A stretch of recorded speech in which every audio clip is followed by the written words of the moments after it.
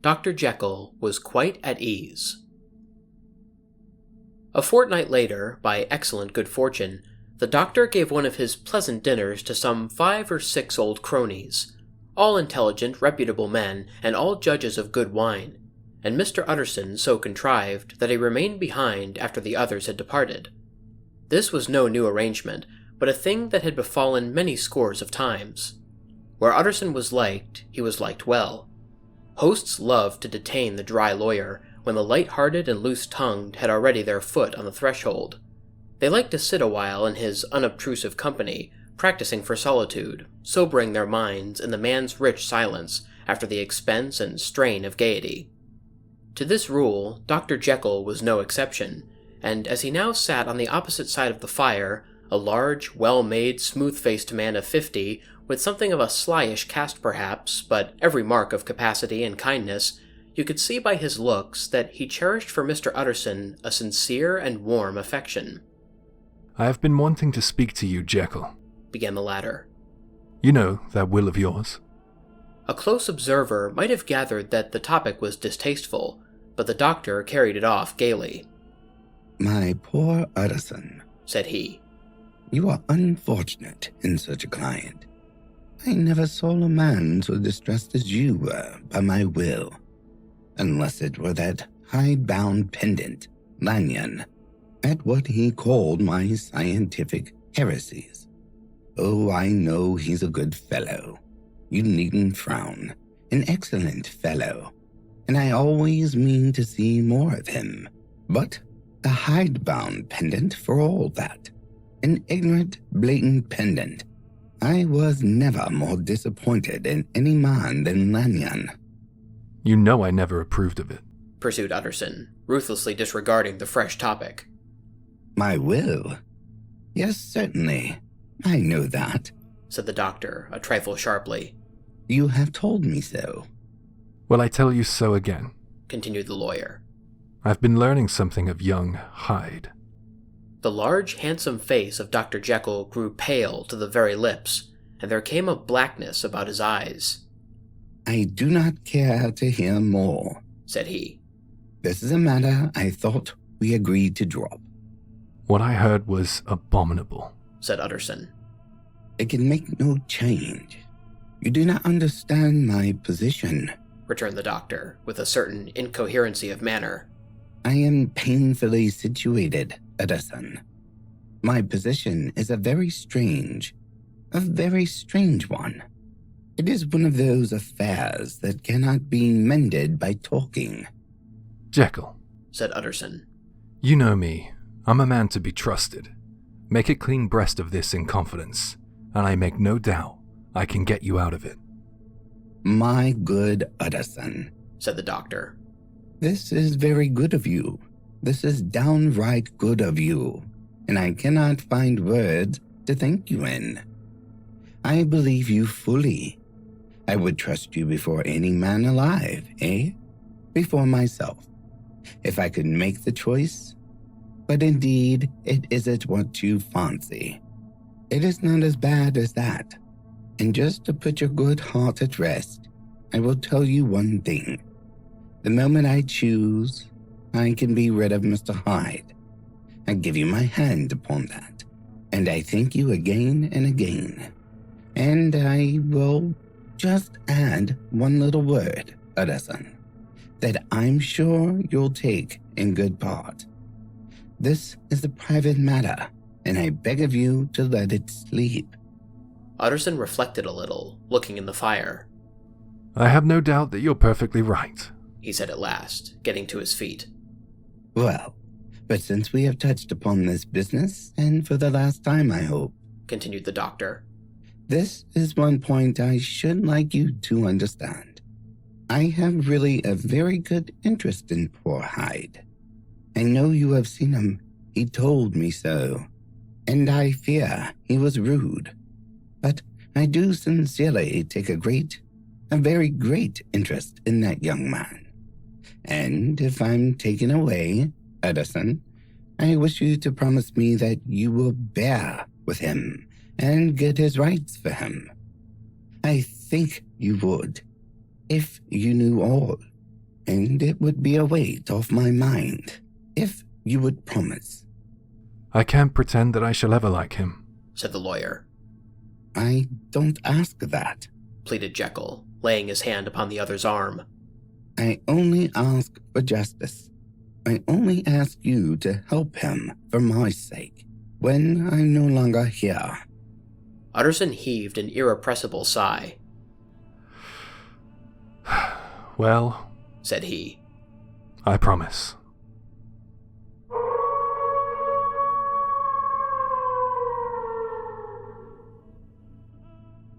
The Carew Murder Case. Nearly a year later, in the month of October, London was startled by a crime of singular ferocity and rendered all the more notable by the high position of the victim. The details were few and startling.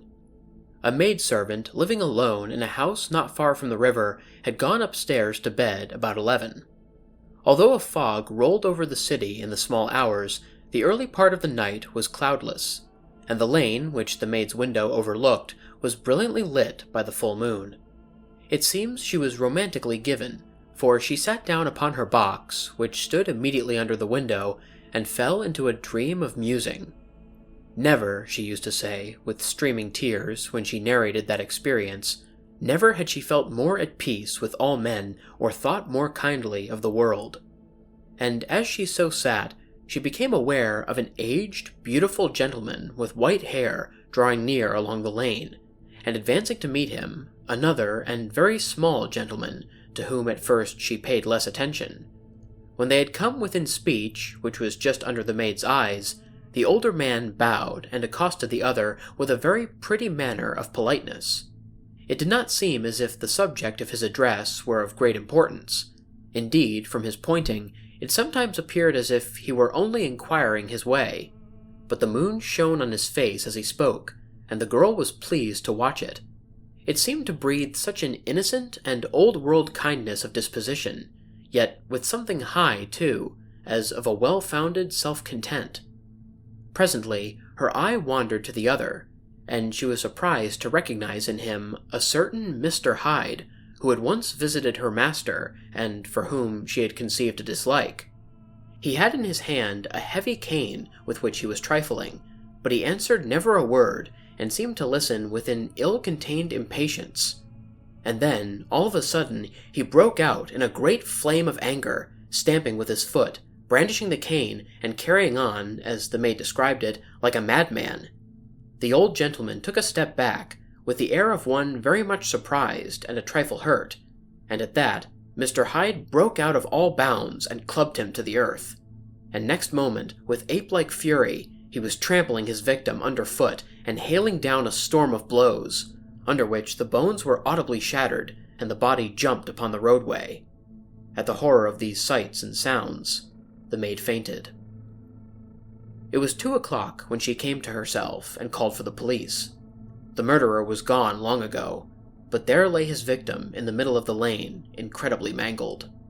The stick with which the deed had been done, although it was of some rare and very tough and heavy wood, had broken in the middle under the stress of this insensate cruelty, and one splintered half had rolled in the neighboring gutter. The other, without doubt, had been carried away by the murderer. A purse and gold watch were found upon the victim, but no cards or papers, except a sealed and stamped envelope which he had been probably carrying to the post, and which bore the name and address of Mr. Utterson. This was brought to the lawyer the next morning, before he was out of bed, and he had no sooner seen it and been told the circumstances than he shot out a solemn lip. I shall say nothing until I've seen the body, said he. This may be very serious. Have the kindness to wait while I dress. And with the same grave countenance, he hurried through his breakfast and drove to the police station, whither the body had been carried. As soon as he came into the cell, he nodded. Yes, said he. I recognize him, and I'm sorry to say that this is Sir Danvers Carew. Good God, sir, exclaimed the officer. Is it possible? And the next moment, his eye lighted up with professional ambition. This will make a deal of noise, he said. And perhaps you can help us to the man. And he briefly narrated what the maid had seen, and showed the broken stick. Mr. Utterson had already quailed at the name of Hyde, but when the stick was laid before him, he could doubt no longer. Broken and battered as it was, he recognized it for one that he had himself presented many years before to Henry Jekyll. "Is this Mr. Hyde a person of small stature?" he inquired. Particularly small and particularly wicked-looking is what the maid calls him, said the officer.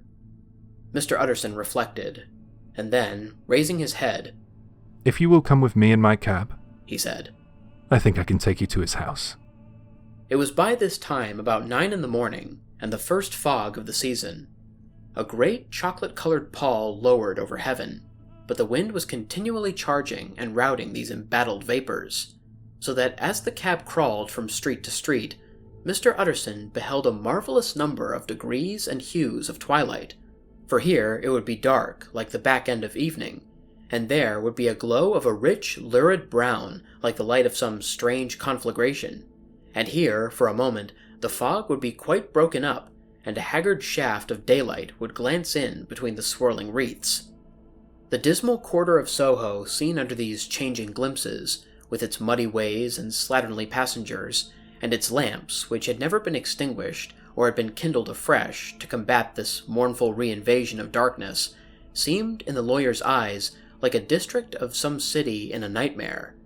The thoughts of his mind, besides, were of the gloomiest dye, and when he glanced at the companion of his drive, he was conscious of some touch of that terror of the law and the law's officers, which may at times assail the most honest. As the cab drew up before the address indicated, the fog lifted a little and showed him a dingy street, a gin palace, a low French eating house, a shop for the retail of penny numbers and two-penny salads, many ragged children huddled in the doorways, and many women of many different nationalities passing out, key in hand, to have a morning glass. And the next moment, the fog settled down again upon that part, as brown as umber, and cut him off from his blackguardly surroundings. This was the home of Henry Jekyll's favorite, of a man who was heir to 250,000 sterling. An ivory-faced and silvery-haired old woman opened the door. She had an evil face, smoothed by hypocrisy, but her manners were excellent. Yes, she said, this was Mr. Hyde's, but he was not at home. He had been in that night very late, but he had gone away again in less than an hour. There was nothing strange in that. His habits were very irregular, and he was often absent. For instance, it was nearly 2 months since she had seen him till yesterday. "Very well. Then, we wish to see his rooms," said the lawyer, and when the woman began to declare it was impossible, "I had better tell you who this person is," he added. "This is Inspector Newcomen of Scotland Yard." A flash of odious joy appeared upon the woman's face. "Ah," said she. "He is in trouble. What has he done?" Mr. Utterson and the inspector exchanged glances. He doesn't seem a very popular character, observed the latter. "And now, my good woman, just let me and this gentleman have a look about us." In the whole extent of the house, which but for the old woman remained otherwise empty, Mr. Hyde had only used a couple of rooms, but these were furnished with luxury and good taste. A closet was filled with wine, the plate was of silver, the napery elegant. A good picture hung upon the walls, a gift, as Utterson supposed, from Henry Jekyll, who was much of a connoisseur, and the carpets were of many plies and agreeable in color. At this moment, however, the rooms bore every mark of having been recently and hurriedly ransacked. Clothes lay about the floor, with their pockets inside out. Lock-fast drawers stood open, and on the hearth there lay a pile of gray ashes, as though many papers had been burned. From these embers, the inspector disinterred the butt end of a green checkbook, which had resisted the action of the fire. The other half of the stick was found behind the door, and as this clinched his suspicions, the officer declared himself delighted. A visit to the bank, where several £1,000s were found to be lying to the murderer's credit, completed his gratification. "You may depend on it, sir," he told Mr. Utterson. "I have him in my hand. He must have lost his head, or he never would have left the stick or, above all, burned the checkbook. Why, money's life to the man. We have nothing to do but wait for him in the bank and get out the handbills." This last, however, was not so easy of accomplishment, for Mr. Hyde had numbered few familiars. Even the master of the servant maid had only seen him twice. His family could nowhere be traced, he had never been photographed, and the few who could describe him differed widely, as common observers will. Only on one point were they agreed, and that was the haunting sense of unexpressed deformity with which the fugitive impressed his beholders.